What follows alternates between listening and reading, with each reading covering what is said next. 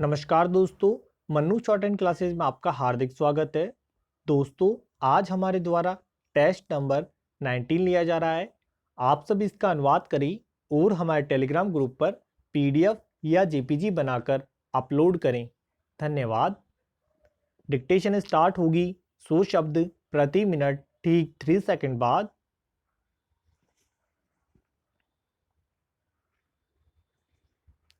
Start. Jammu Kashmir में कई संगठन और संस्थाएं सीमा पार सक्रिय आतंकी संगठनों की शाखा के तौर पर काम करती रही है। जमात ए इस्लामी भी उन्हीं में से एक है। यह भारत में हिजबुल मुजाहिदीन के राजनीतिक मुखौटे की तरह काम करता रहा है।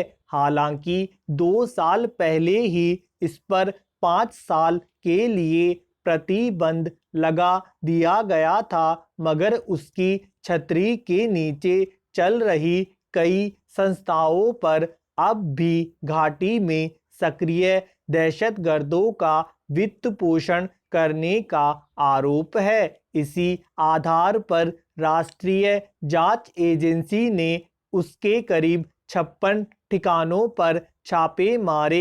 इससे आतंकी संगठनों की कमर पर चोट पड़ेगी। आतंकी गतिविधियों को रोकने के लिए उनके वित्त पोषण पर अंकुश लगाना सबसे जरूरी कदम माना जाता है। हालांकि इस मामले में काफी सालों से कड़ाई की जा रही है।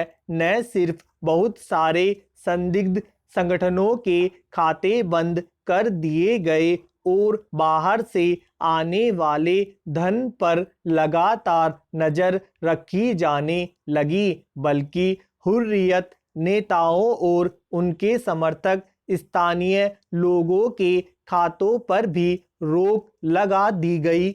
इसका काफी असर हुआ। वित्तीय मदद रुक जाने से घाटी में सक्रिय कई संगठन खत्म हो गए। अलगाववादियों के युवाओं को बरगलाने पर लगाम लगी। तमाम कोशिशों के बावजूद अगर कुछ दहशतगर्द अब भी घाटी में अपनी साजिशों को अंजाम दे पा रहे हैं, तो जाहिर है कि उन्हें किसी न किसी रास्ते वित्तीय मदद मिल रही है। इन्हीं रास्तों को बंद करने की मंशा से राष्ट्रीय जांच एजेंसी ने जमात से संबंधित ठिकानों पर छापे मारे।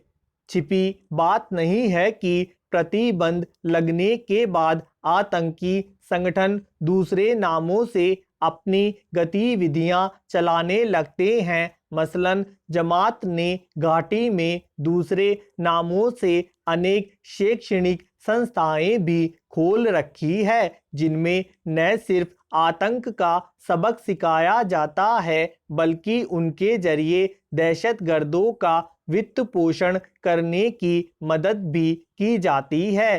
फलाह-ए-आम ट्रस्ट पर ऐसी ही गतिविधियों में शामिल होने के आरोप रहे हैं। उस पर भी एनआईए ने दबिश डाली। इससे न सिर्फ आतंकियों के लिए पैसे आने का रास्ता बंद होगा, बल्कि स्थानीय लोगों पर भी असर पड़ेगा, जिनके बच्चे उसकी संस्थाओं में पढ़ते हैं। हालांकि घाटी के बहुत सारे लोग अब समझ चुके हैं कि अलगाववादी ताकतें उन्हें बरगलाती आई है और भारतीय सीमा से अलग होकर उनका मुस्तकबिल अंधेरे में ही रहेगा। खून खराबे को भी वे तरक्की के रास्ते का रोड़ा मानने लगे हैं। इसलिए उन्होंने आतंकियों को पनाहे देना बंद कर दिया है।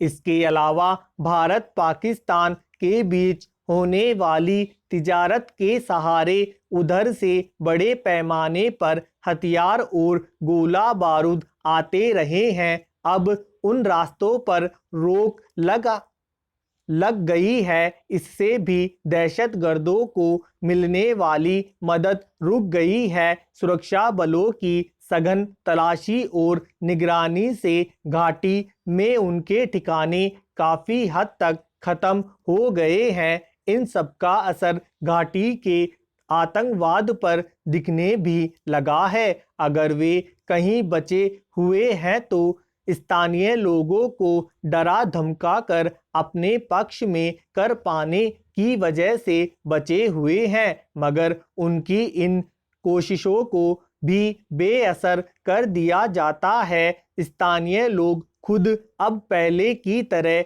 उनके साथ खड़े नजर नहीं आते, इसलिए आतंकियों की खीज बढ़ी है और वे स्थानीय लोगों को धमकाते और मारते देखे जाने लगे हैं। ऐसे में एनआईए के छापे आतंकवादियों की बची खुची ताकत को भी खत्म करने में बड़ा वार साबित होंगे। धन्यवाद दोस्तों, लाइक और शेयर जरूर करें।